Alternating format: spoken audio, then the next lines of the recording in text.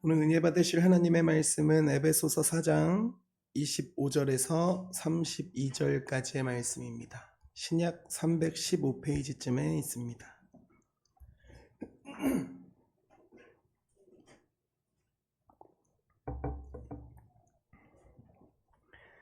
에베소서 4장 25절에서 32절까지의 말씀입니다. 같이 한 목소리로 읽겠습니다. 시작. 그런즉 거짓을 버리고 각각 그 이웃과 더불어 참된 것을 말하라. 이는 우리가 서로 지체가 됨이라. 분을 내어도 죄를 짓지 말며 해가 지도록 분을 품지 말고 마귀에게 틈을 주지 말라. 도둑질하는 자는 다시 도둑질하지 말고 돌이켜 가난한 자에게 구제할 수 있도록 자기 손으로 수고하여 선한 일을 하라. 무릇 더러운 말은 너희 입 밖에도 내지 말고 오직 덕을 세우는데 소용되는 대로 선한 말을 하여 듣는 자들에게 은혜를 끼치게 하라. 하나님의 성령을 근심하게 하지 말라. 그 안에서 너희가 구원의 날까지 인치심을 받았느니라.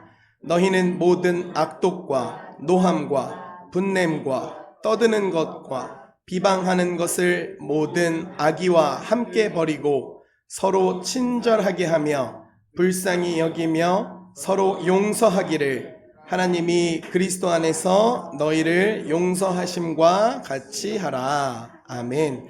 하나님 감사합니다. 오늘도 오후 예배까지 이 자리를 지키게 하시고 하나님의 말씀을 듣게 하시니 감사합니다.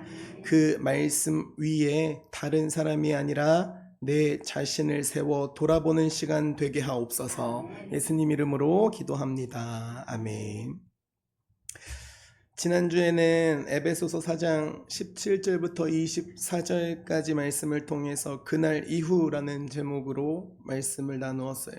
오늘 주보의 인쇄가 잘못됐죠. 제목이. 죄송합니다.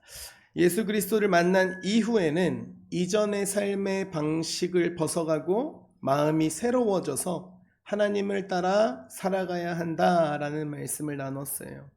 오늘 이 시간에는 작은 틈이라는 주제로 함께 은혜 받기를 원합니다. 1967년 12월에 미국 웨스트 버지니아와 오하이오를 연결하던 실버 브릿지라는 다리가 있었어요. 그런데 갑자기 크리스마스를 열흘 앞둔 저녁에 무너졌습니다. 무너졌어요. 다리 위를 지나던 자동차들이 강으로 떨어지면서 46명이 목숨을 잃었습니다. 사고가 난 뒤에 조사를 해보니까 처음부터 다리 전체가 크게 망가져 있던 것은 아니었습니다. 다리를 지탱하던 구조물의 한 부분에서 아주 작은 결함이 시작되었고 오랜 시간 부식과 반복되는 하중의 영향을 받으면서 점점 그 작은 결함이 커져갔습니다. 결국 그 작은 결함이 다리 전체를 붕괴로 이어지게 만들었습니다. 처음에는 눈에 잘 보이지 않을 만큼 작았어요. 그러나 작다고 해서 아무 영향이 없는 것은 아니라는 것입니다. 사람과 사람 사이에도 관계에도 이런 일이 생길 수 있습니다. 처음에는 별것 아닌 것처럼 보여요. 마음에 남은 잠깐의 서운함 하나처럼 보이고 아무렇지 않은 것처럼 보이지만 생각 없이 던진 말 한마디일 수도 있어요. 그때는 그냥 지나갈 수 있을 것 같았는데 시간이 지나면서 마음이 조금씩 멀어지고 어느 순간 예전처럼 편하게 대하기 어려워지기도 합니다. 오늘 본문의 말씀은 아주 현실적인 이야기를 꺼냅니다. 거짓말, 분노, 돈을 대하는 태도, 우리가 입으로 하는 말, 그리고 용서의 문제까지 다룹니다. 모두 우리가 다른 사람과 살아가면서 실제로 부딪히는 일들입니다. 지난주에 바울은 새 사람을 입으라고 했습니다. 오늘은 그 새 사람이 사람을 대하는 모습이 어떠해야 하는지를 가르쳐 줍니다. 새 사람을 입은 우리는 사람을 어떻게 대하며 이 세상을 살아가야 할까요? 첫 번째, 말과 행동으로 서로를 세우며 살아가야 합니다. 25절 말씀을 보겠습니다. 같이 시작.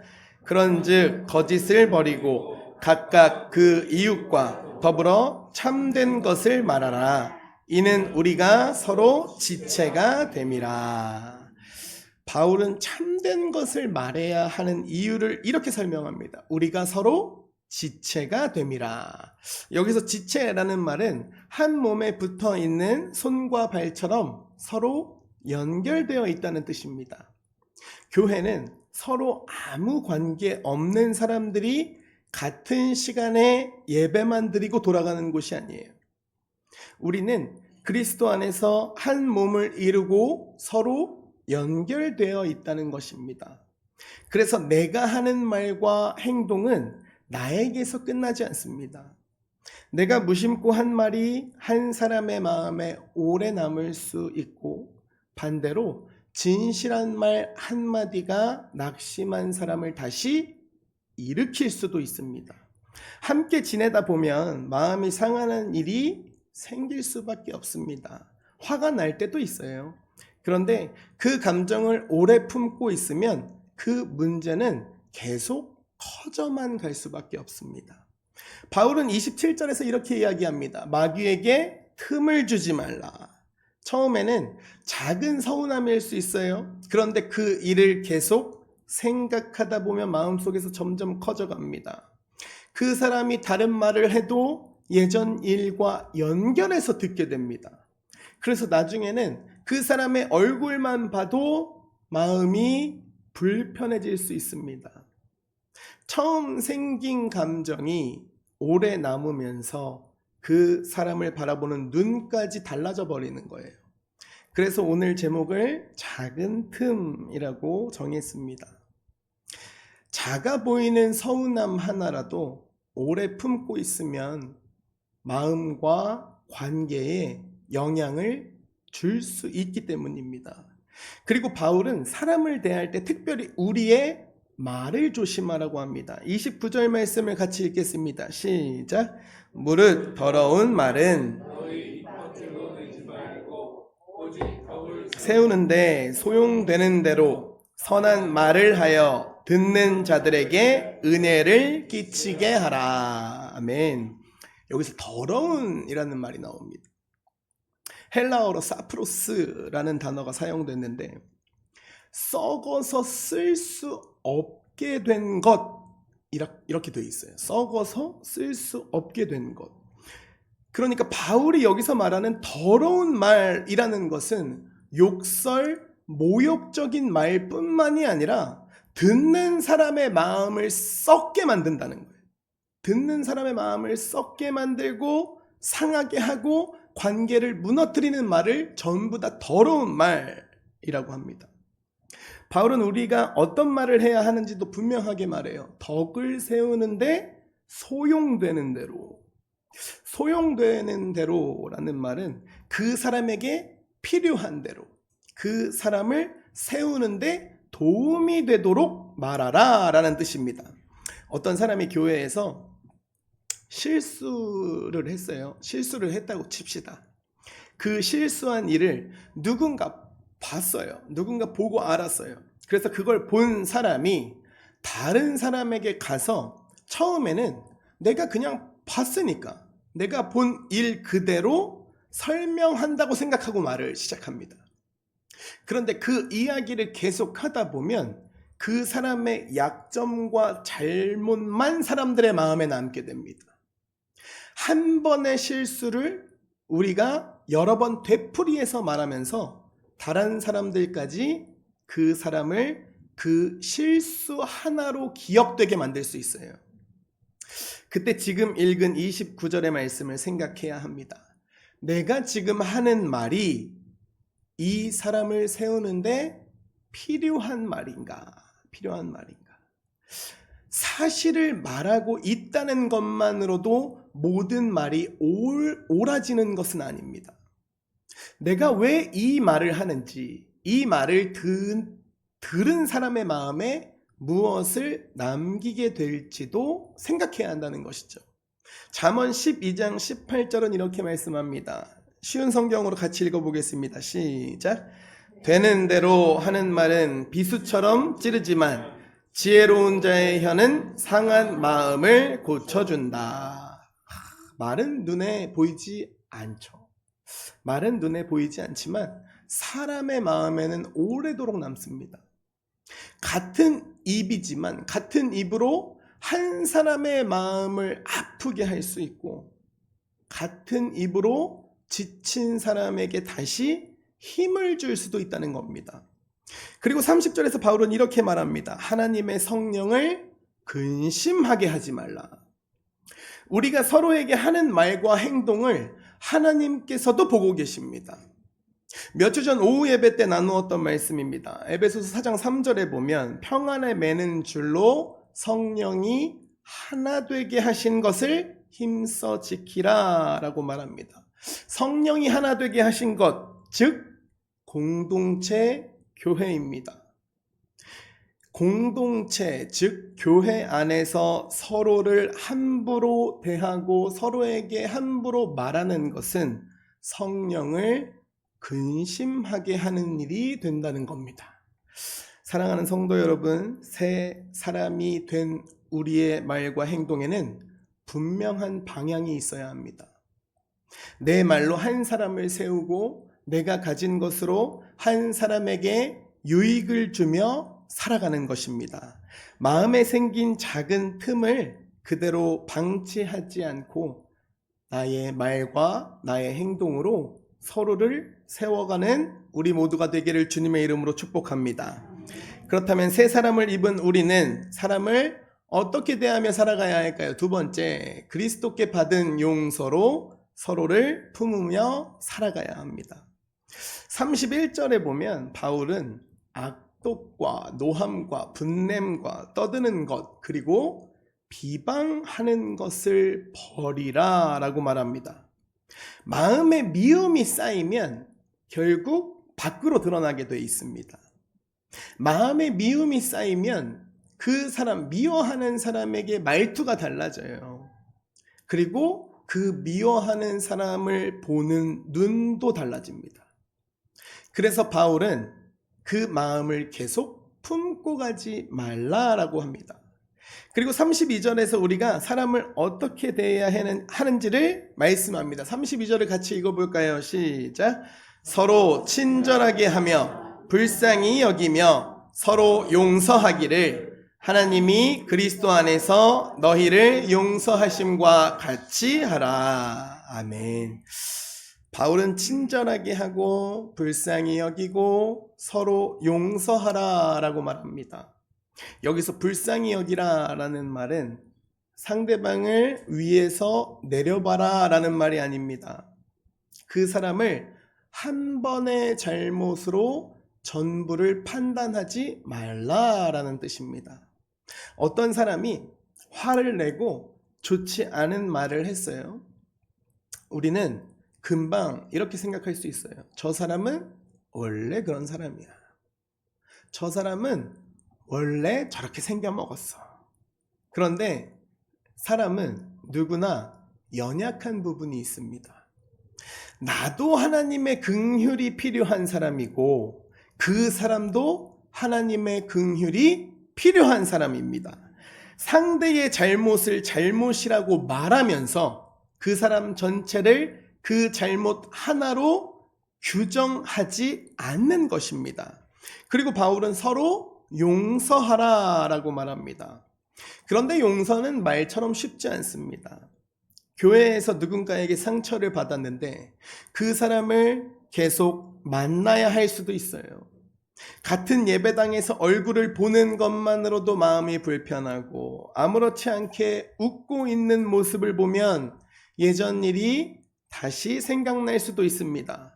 그럴 때 용서해야지 라고 말하면 마음에서 더 용서하기가 어렵습니다. 그럴 때 32절 마지막 말씀을 다시 보아야 돼요. 하나님이 그리스도 안에서 너희를 용서하심과 같이 내가 먼저 용서받은 사람이기 때문입니다. 여기서 용서하다라는 말은 은혜를 뜻하는 카리스라는 말에서 왔습니다. 쉽게 말하면 값없이 은혜를 베풀어 용서한다는 뜻입니다. 값없이 용서를 받은 사람이기 때문에 값없이 그 용서를 베풀 수 있는 거예요. 은혜를 받은 사람은 은혜가 차고 넘치니 그 은혜를 흘려보낼 수 있습니다. 그 은혜에서 똑같이 왔어요. 용서를 받은 사람은 용서를 받아봤기 때문에, 값없이 용서를 받았기 때문에, 죽은 인생에서 살은 인생으로 바뀌었기 때문에 그 상대방을 용서할 수 있는 겁니다. 예수 그리스도께서 우리의 죄를 대신 지시고 십자가에서 죽으셨고 그 은혜로 용서받았습니다. 그래서 용서라는 것은 내가 마음이 넓어서 해주는 일이 아닙니다. 내가 받은 은혜를 기억하면서 그 사람을 다시 대하는 것입니다. 골로새서 3장 13절에서도 바울은 이렇게 이야기해요. 주께서 너희를 용서하신 것 같이 너희도 그리하고. 물론 용서는 상대방의 잘못을 괜찮다라고 말하는 것이 아니에요. 잘못에 대한 책임이 있다면 그 책임은 남아 있습니다. 한 번 깨진 신뢰가 다시 세워지는 데에는 시간이 필요할 수 있어요. 그러나 그 사람이 한 일 때문에 내 마음까지 계속 미움에 붙잡혀 살아가도록 두지 않는 것입니다. 몇 년이 지나도 어떤 사람의 이름만 들으면 마음이 돌같이 굳어질 수 있어요. 그 사람은 이미 잊었을 수도 있는데 나는 그때 들었던 말을 계속 기억하고 마음속에서 그 일을 반복하고 있을 수 있어요. 그럴 때 32절은 내가 받은 용서를 다시 생각하게 합니다. 하나님이 그리스도 안에서 너희를 용서하심과 같이 하라. 목회자도 똑같아요. 사람에게 상처를 받고 쉽게 풀리지 않는 감정이 생길 수 있습니다. 그럴수록 상대방의 잘못만 붙잡고 있기보다 내가 그리스도 안에서 얼마나 큰 용서를 받고 얼마나 큰 은혜를 받은 사람인지를 기억해야 한다는 겁니다. 사랑하는 성도 여러분, 미움이라는 것이 생겼을 때에 우리는 이렇게 기도했으면 좋겠어요. 예수님, 저도 용서받은 사람입니다. 이 미움이 제 마음을 계속 붙잡고 있지 않도록 해주세요. 내가 받은 은혜를 기억하고 그리스도께 받은 용서로 서로를 품으며 살아가는 우리 모두가 되기를 주님의 이름으로 축복합니다. 말씀을 마음에 담아 정리하겠습니다. 사랑하는 형제자매 여러분, 바울은 오늘 마귀에게 틈을 주지 말라라고 말했습니다. 마음에 생긴 작은 서운함도 오래도록 품고 있으면 그 관계를 흔드는 틈이 될 수 있습니다. 그래서 우리의 말과 행동은 사람을 늘 세우는 방향으로 가야 합니다. 그리고 32절에서 바울은 우리가 왜 서로 용서해야 하는지를 정확하게 말합니다. 하나님이 그리스도 안에서 너희를 용서하심과 같이. 내가 먼저 용서받은 사람이라는 사실을 기억할 때에 다른 사람을 대하는 마음이 달라질 수 있습니다. 작은 틈을 모른 척 내버려두는 것이 아니라 그리스도께 받은 은혜로 서로를 채우고 세우고 품어가는 우리 교회 이름 그대로 함께 가는 교회가 되기를 주님의 이름으로 간절히 축복드립니다.